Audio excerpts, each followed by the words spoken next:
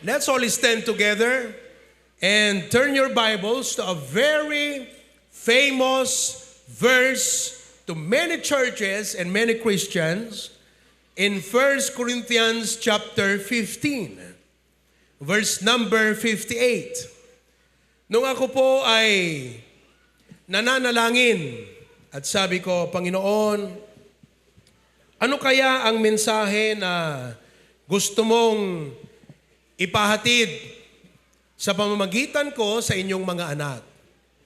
The Lord had given me this verse where we could get our topic today, which I will announce in a while. Basahin po natin ang 1 Corinthians 15, verse number 58. First, we'll read from the Pi Bible, Ilocano, sabay-sabay, at sa English, King James Bible. Okay? If you have found it, say Amen. Ganito po ang sabi ng Ilocano. Everybody read. Gapuna ay ayatek agakabsat. Agtaeng kayo as sititibker. Saan amagaraw? Akan kanayon nga duwan kayo laeng iti aramid ti Apo.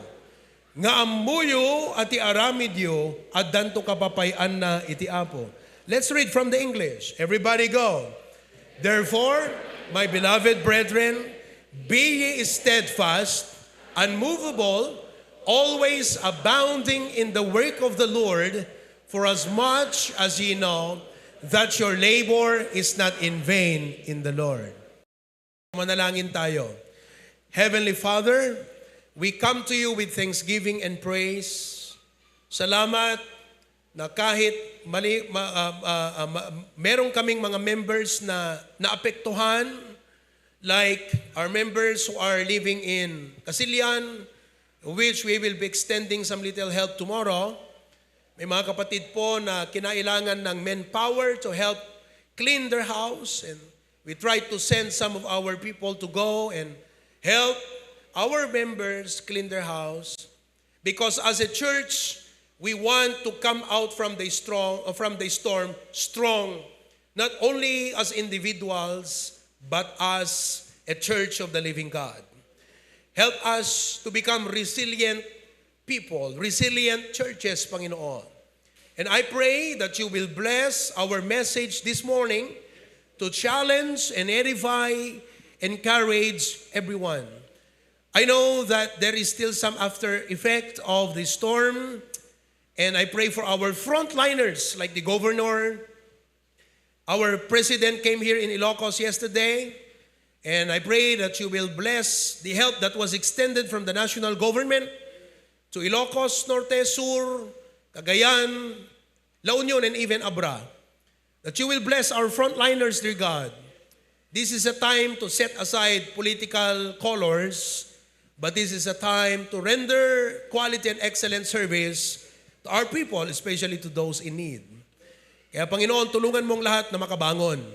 Salamat Panginoon sa aming pag-aaralang lesson ngayong umaga. In Jesus' name we pray. Amen.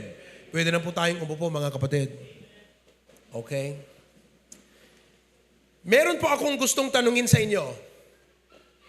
Ito ang tanong na ito. What do you think can cause you to quit serving God? Okay? Anya nga ta iti makapagpasardengken ka iti panagserbi iti Apo.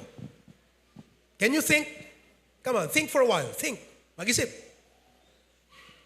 Anang nga ta ti makaigapo nga di kanton umay makigimong? What would cause you to quit serving God? Can you think? Pastor, no maperdi ti pamilyak, jak to umay agserbi ti Apon. Really? Pastor, no may katak trabaho, bagag so itiriknak ka na po Diyos, jakon kaya ti agserbi king kwa na.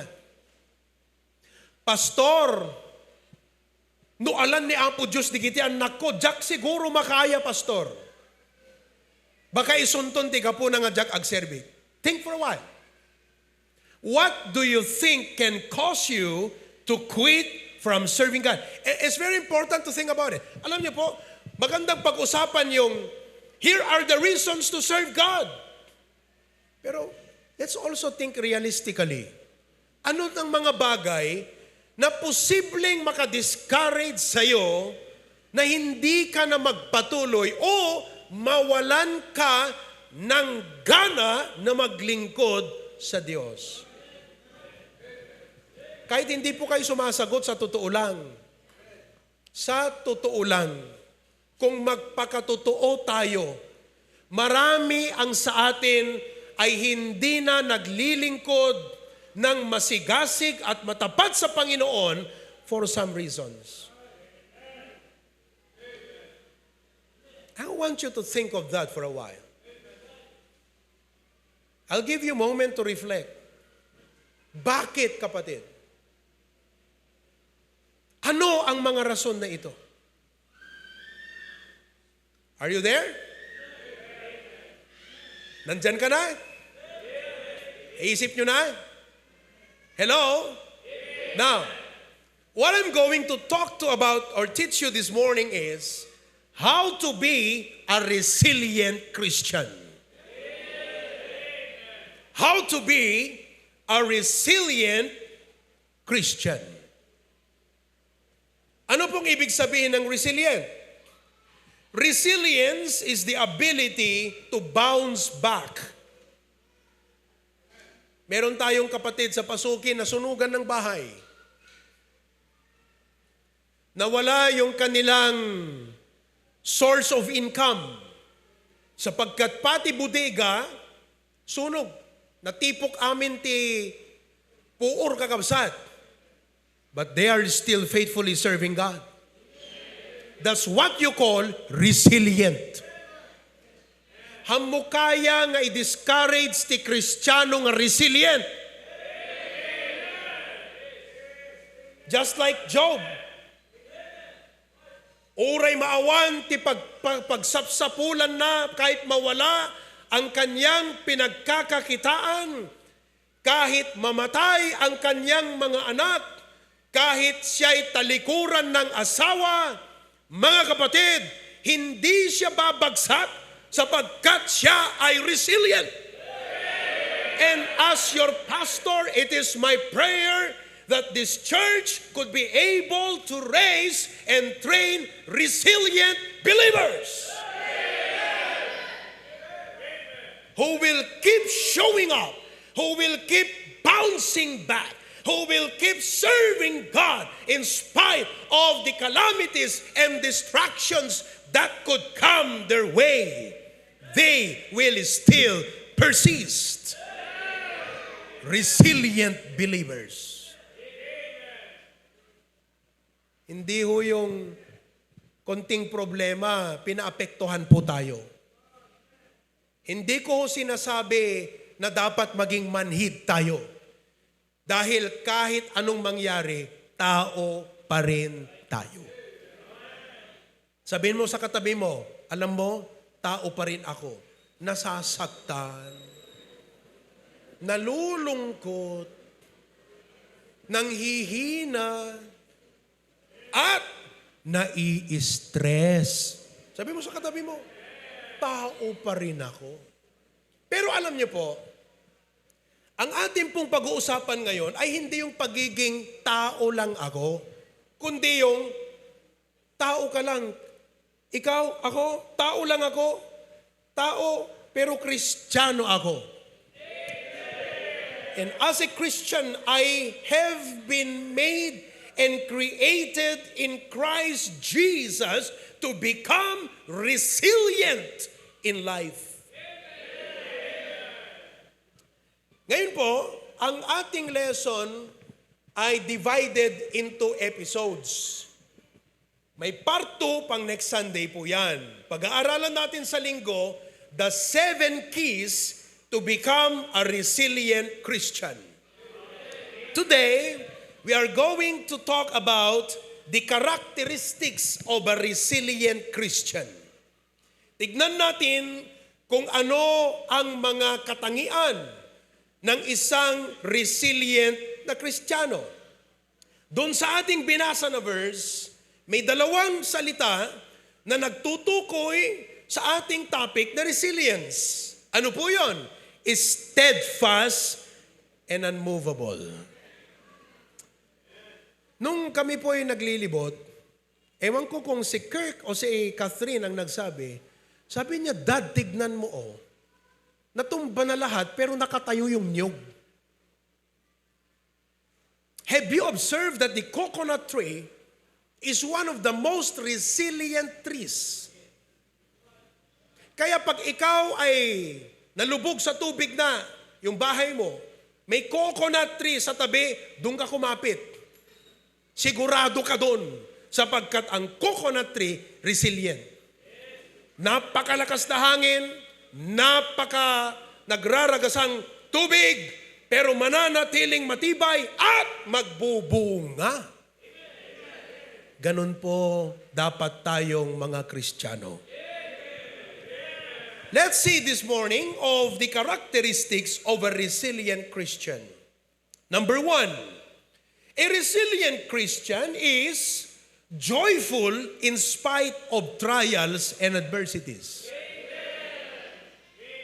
Joyful in spite of trials and adversities.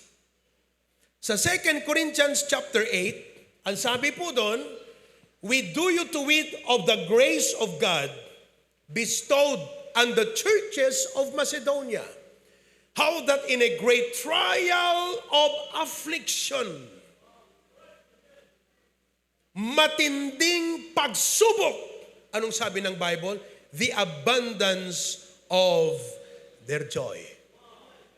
Resilient Christians are joyful in spite of their afflictions and adversities in life.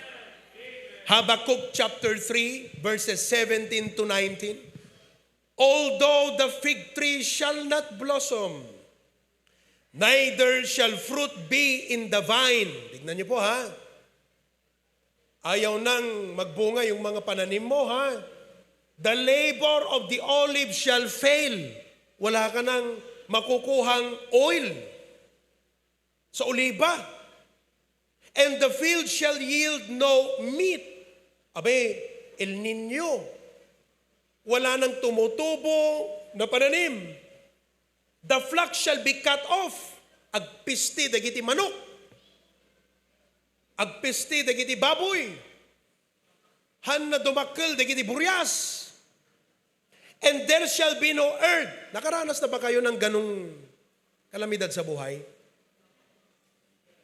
Yung pong ating member sa Pasukin, noong kasagsagan ng ASF, African Swine Flu. Nandun, mayroon po silang babuyan.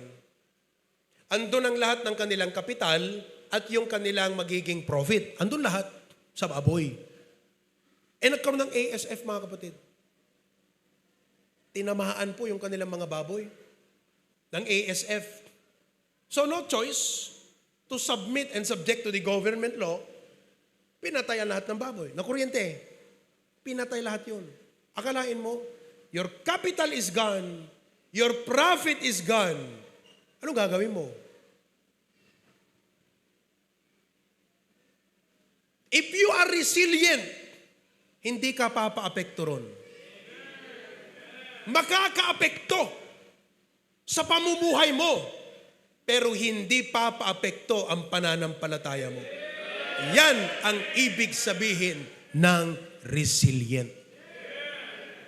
At nawa ngayong umaga ay sabihin natin ng buong puso sa Panginoon. Kagaya po ng sinabi ng Habakkuk 3, ituloy natin sa verse 18 at sabi niya, yet I will rejoice in the Lord.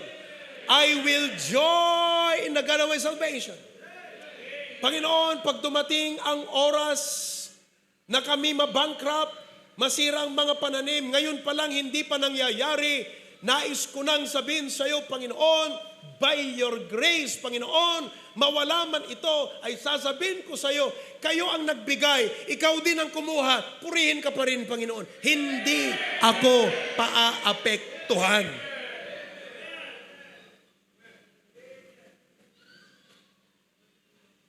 Yan ang resilient, mga kapatid. Pastor, ang daling sabihin. Alam ko. At alam mo rin yan. Kaya nga dapat ituro.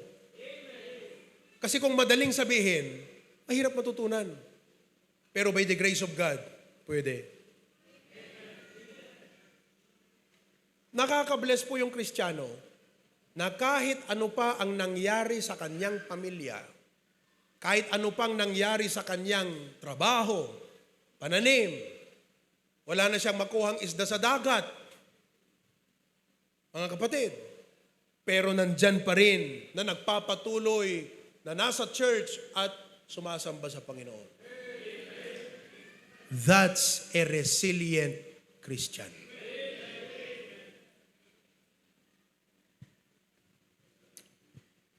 Bakit po? Sapagkat sa verse 19 ang sabi doon, the Lord God is my strength. The Lord God is my strength. Panginoon ang aking kalakasan. That's what make us resilient believers. Kaya mga kapatid, kung darating ang araw, malugi kayo sa negosyo, magkanda-kanda utang pa kayo, ito na po ang aking pinapaalala sa inyo. Huwag kayong paaapektuhan.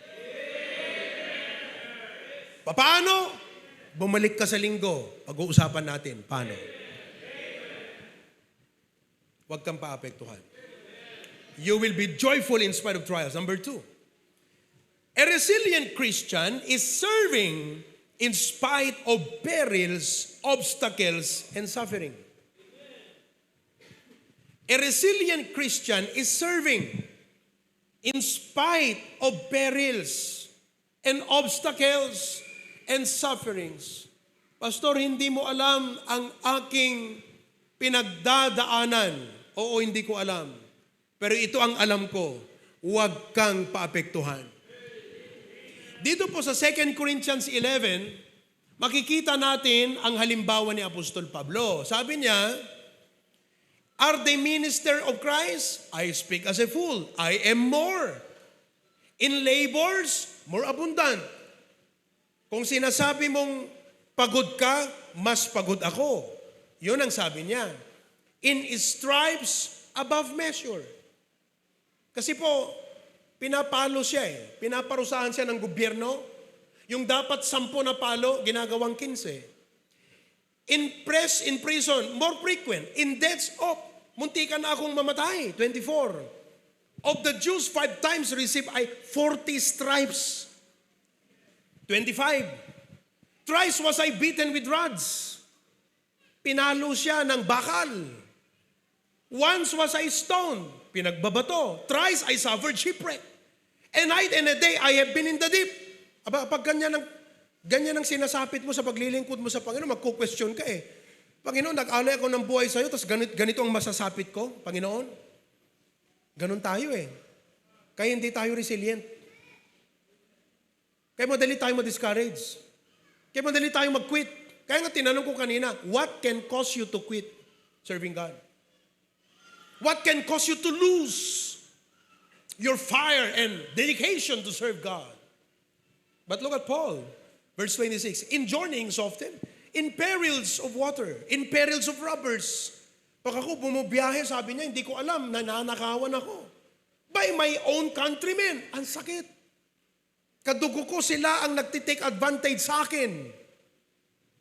Alam mo, pwede nating i-spill out yan sa Facebook. Labanan mo sa Facebook yan. In perils by the heathen, in perils in the city, in perils in the wilderness, in perils in the sea, in perils among false brethren. May mga manlolokong mga kapatid. 27. In weariness, in painfulness, in watchings of them, in hunger, in thirst, fasting, cold, nakedness. 28. Beside those things that come without, that which cometh upon me, the care of all the churches. Maliban sa mga hinaharap kong ito, sabi niya, ang bigat ng aking puso para sa mga churches. 29. Who is weak? I am not weak. Sabi niya, sino sa inyong nagsasabing mahina? Ako, hindi ba ako mahina? Who is offended? Sino magsasabi sa inyong offended? Ako. Hindi na ba ako na-offend? Pero alam nyo, anong sabi niya sa Acts 20:24? None of these things move me. That's resilience. Hindi ako papaapektuhan. Are you following?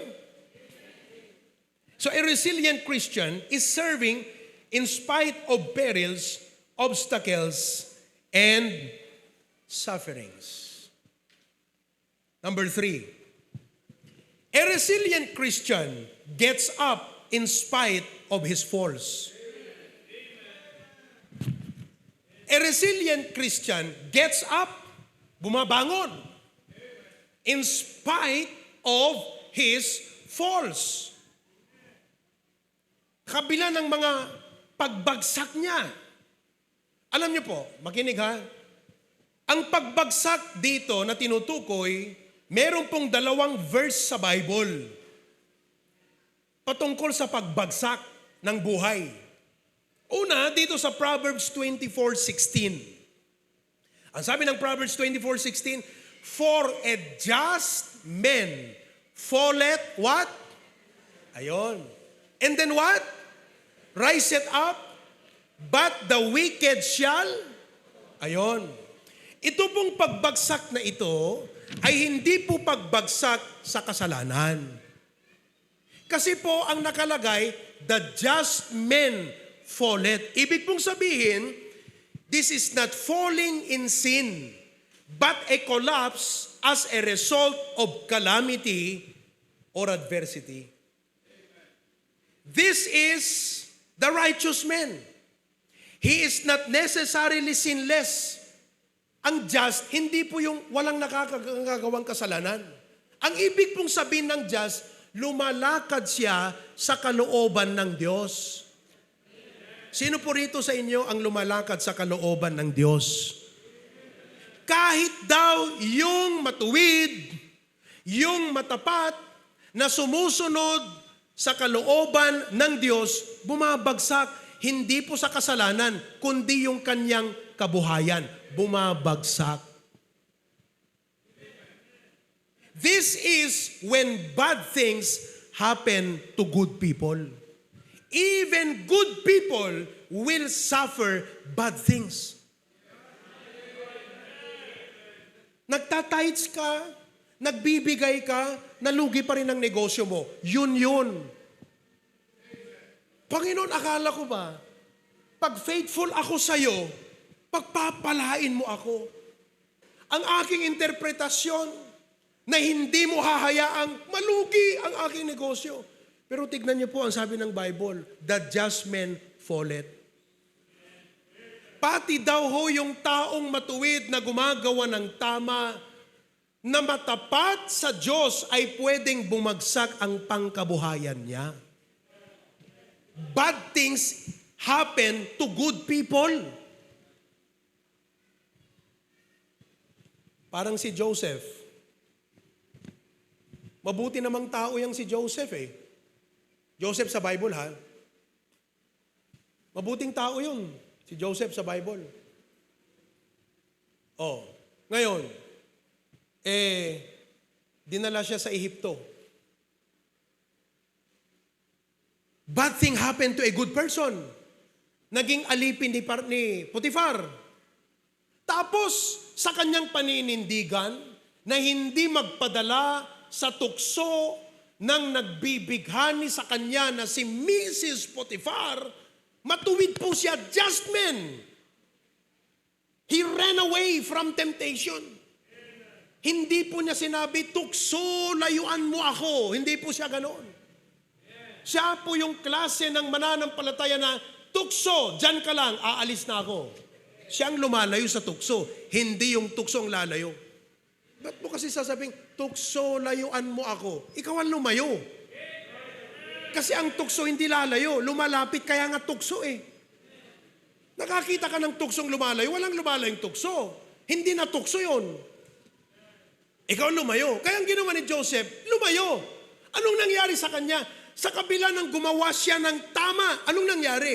He ended up in prison. Bad things happen to good people. Even the just men fallen.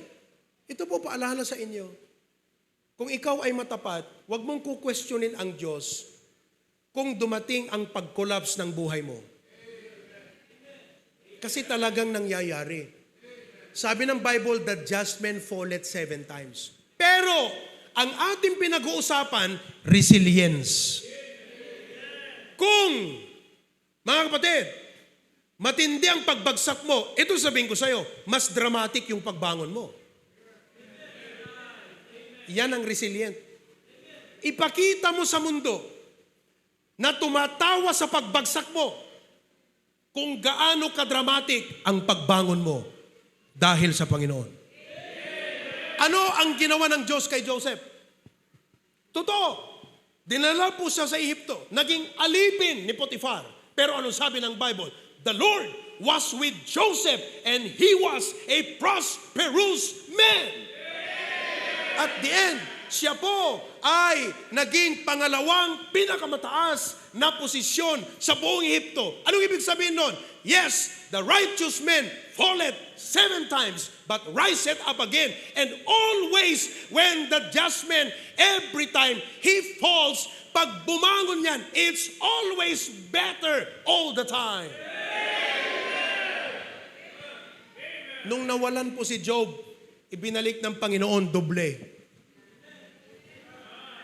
Nung naging alipin si Jose at dinala pa siya sa bilangguan, pagbangon po niya, nasa palasyo na agad. Ganyan po ang resilient na believer. When they bounce back, they are always better than the past. Resilient Christians.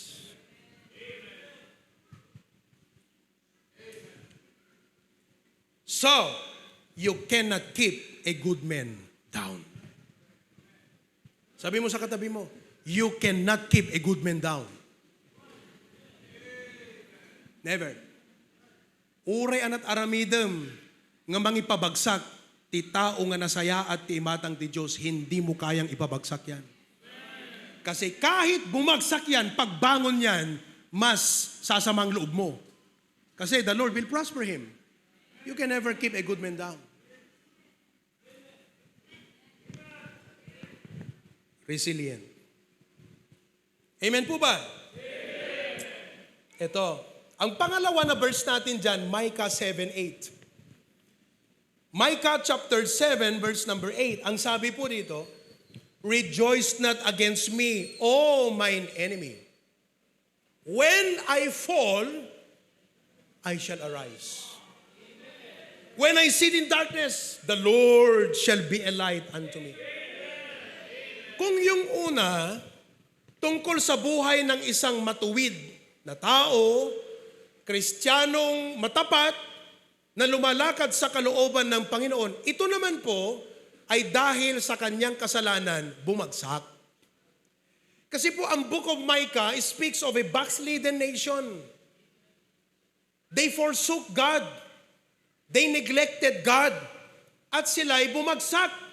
Mga kapatid, ngayon, dahil doon, tinatawanan sila, naging laughing stock sila, naging viral sila sa Facebook, sila'y naging katatawanan sa mga tao. Pero alam mo ang sabi niya? Huwag kang magalak. Kasi kung ako man ay bumagsak dahil sa kasalanan ko, babangon ako. Mga kapatid, a resilient Christian is serving in spite. He is getting up, brother. He rises up in spite of his falls. Meron pong kasabihan. At ganito, failure is not about falling down. It's failing to get up.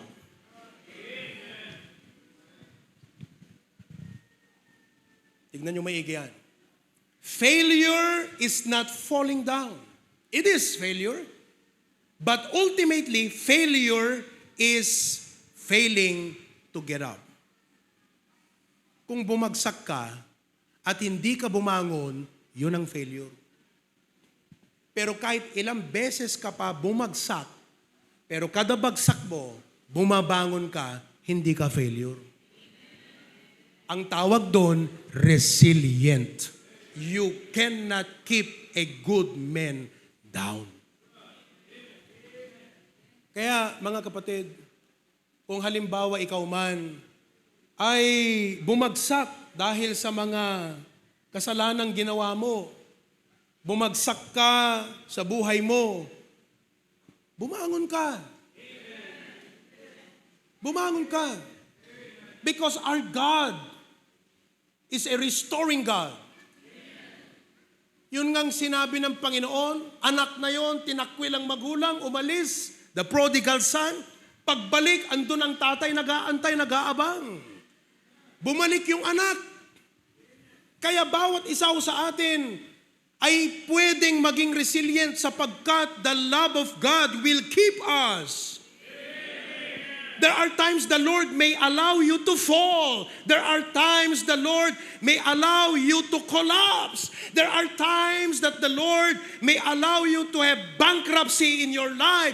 May mga pagkakataon na haayaan ng Diyos na bumagsak ka, pero hindi dahil gusto kanyang bumagsak. May rason siya. He wants to get and make a testimony of His grace out of you.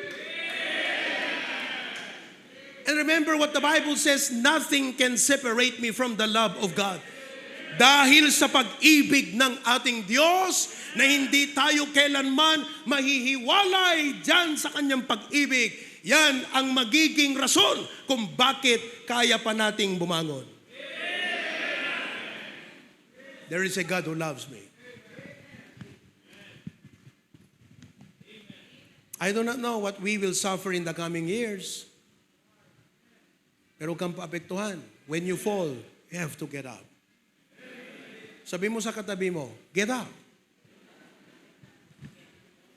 A resilient Christian is doing good in spite of his stress and discouragement.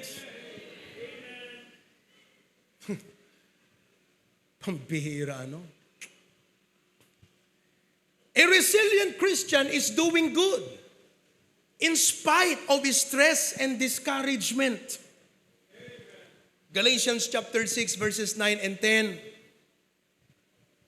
And let us not be weary in well-doing, for in due season we shall reap if we faint not. Sa verse na yan, pinapakita po yung salitang weary. Tayo man din, may mga pagkakataon na ayaw na nating gumawa ng mabuti kasi po napundi tayo. Napundi yung ating puso na gumagawa ng mabuti. Napundi. Nawalan ng ilaw. Malamang ay ginawang ka ng masama. Nasaktan ka sa kapwa. And you don't want to do good anymore. Or mabalin, nagkaroon ka ng phobia. May ginawang ka ng mabuti.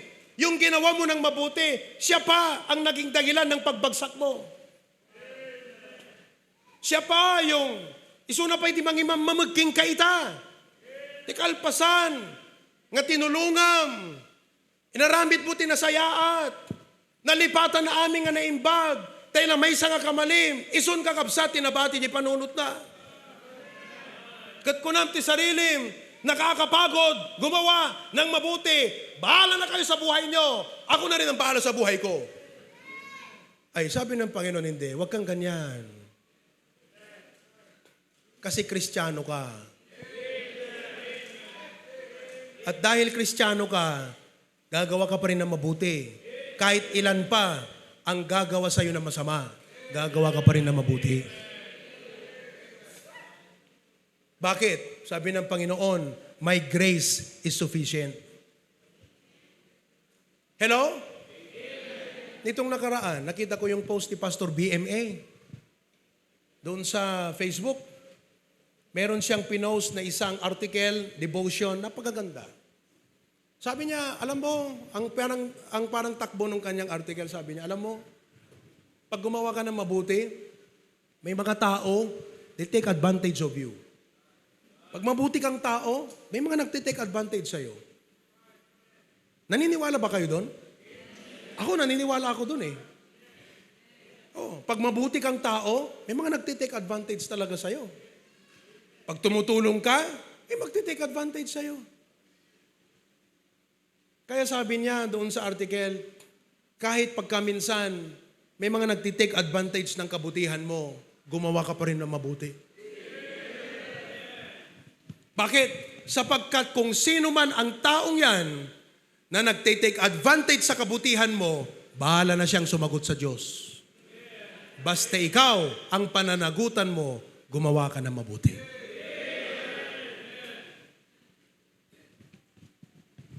Kaya ang Kristiyanong resilient, hindi mo kayang hamo nga mapundi, hamo kaya nga pundyan kakabsat. Iti puso na nga garamit ti naimbag. Gaputa ti paggapuan ti supply, ti ranyag ti puso na. Nga garamit ti naimbag ti pada na nga tao. Kat kadayjay nabuslun kanhan na maibos. Nga parabor ni Apo Diyos. Nga gay ayos kadaglaplapusanan kankwana. At dahil po dyan, hindi po siya tumitigil sa paggawa. Hindi siya napapagod sa paggawa ng kabutihan.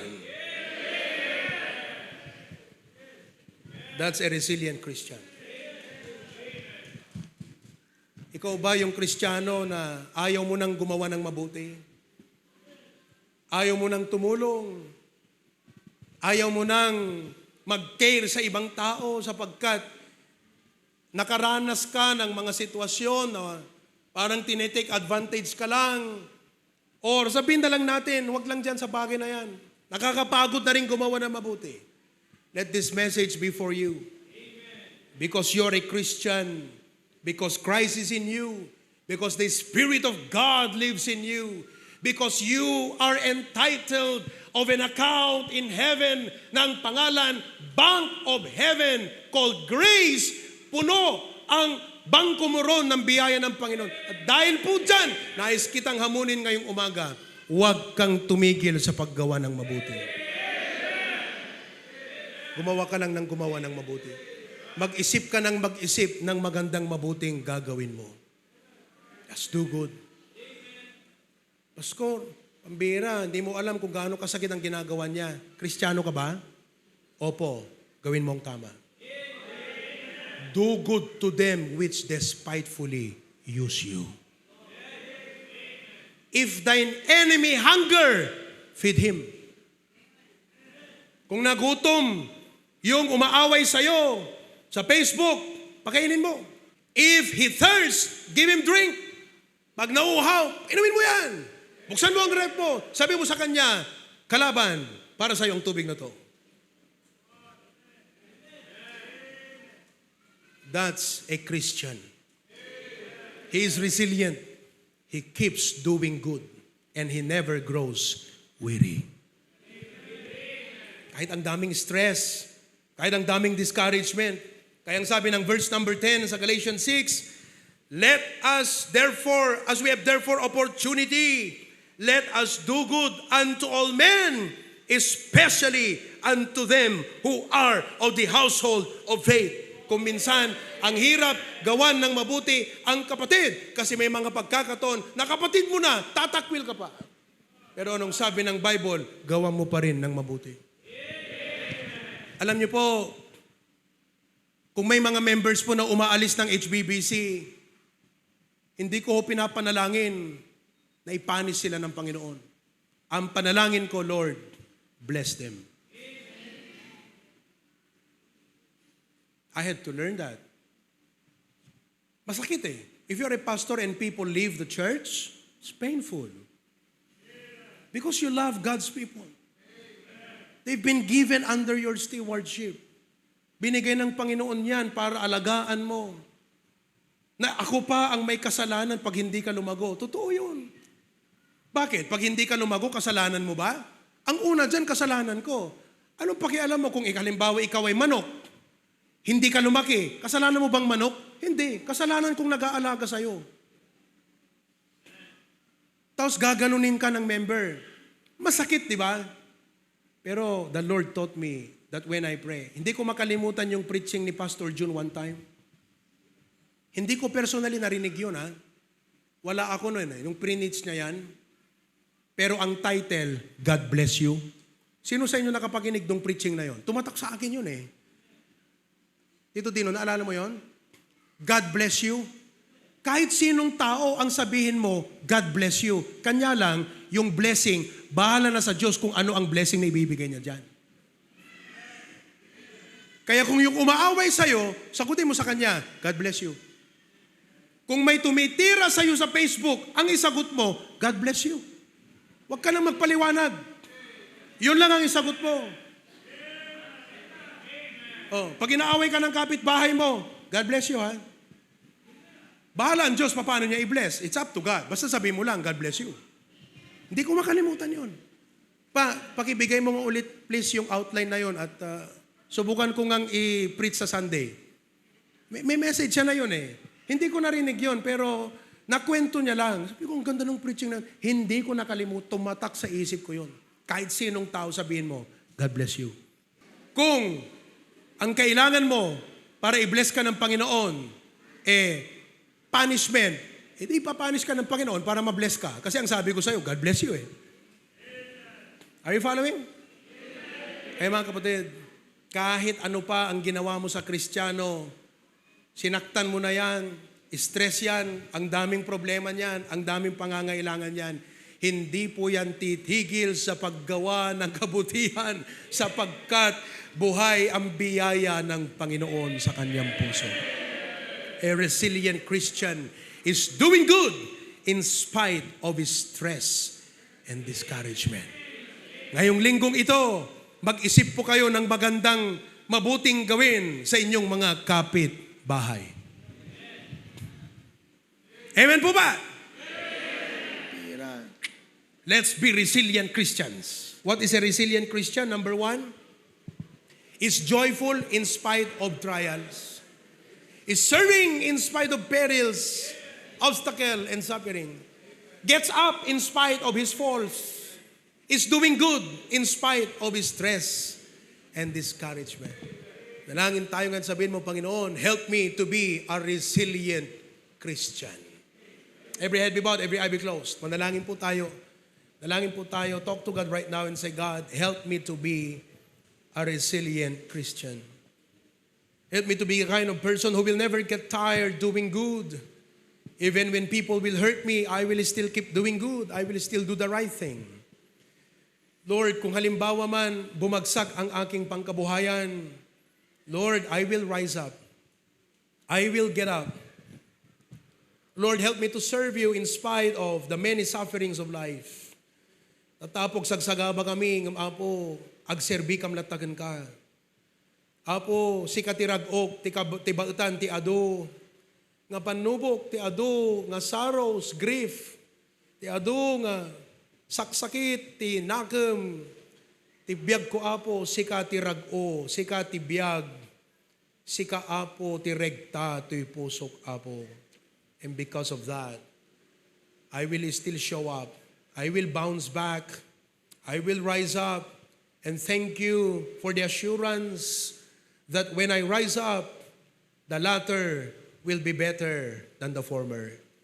Mas magiging maigi ang aking magiging katayuan pag ako'y bumangon, Panginoon. Lord God, thank you so much. I don't know what your people are going through right now. I don't know what they are experiencing in their life. But God, thank you for making us Christians. And because of that, we are going to be resilient, to be steadfast and unmovable and always abounding in the work of the Lord. Very timely po sapagkat dumaan lamang ang napakalakas na bagyo. Pero heto, nakabangon na kami by your grace. Yung iba, bumabangon pa lang. Pero salamat that Lord, hindi lang po sa ganyan, but in many cases, we will come out always strong. Thank you, Lord God. In Jesus' name. Everyone says,